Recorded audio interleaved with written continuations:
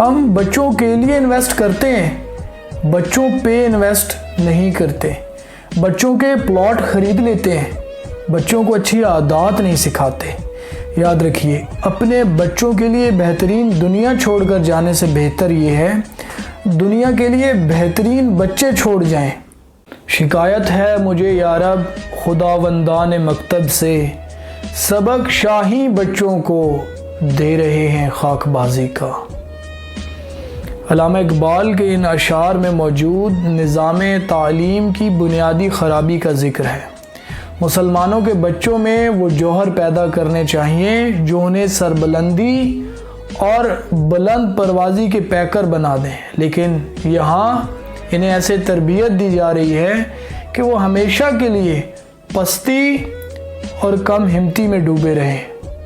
مخلص وہ نہیں جو منہ پر آپ کا ہو، بلکہ مخلص وہ ہے جو آپ کی پیٹھ پیچھے بھی آپ کا ہی ہو۔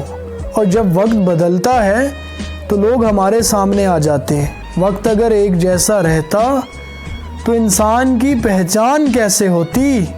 اگر آپ 100 کالی چیونٹیاں اور 100 سرخ چیونٹیاں جمع کریں اور انہیں ایک شیشے کے جار میں ڈال دیں، جار میں کچھ نہیں ہوگا، لیکن اگر آپ اس جار کو زور سے ہلائیں گے اور چیونٹیوں کو میز پر چھوڑ دیں تو یہی چیونٹیاں ایک دوسرے سے لڑنا شروع کر دیں گی، یہاں تک کہ ایک دوسرے کو مار دیں گی۔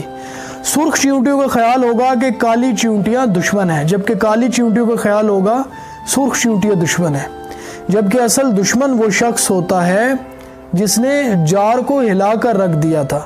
ہمارے معاشرے میں بھی ایسا ہی ہے، مرد بمقابلہ عورت، دائیں بمقابلہ بائیں، امیر بمقابلہ غریب، مذہب بمقابلہ سائنس، خبریں، افواہیں، فرقہ، مسلک وغیرہ وغیرہ۔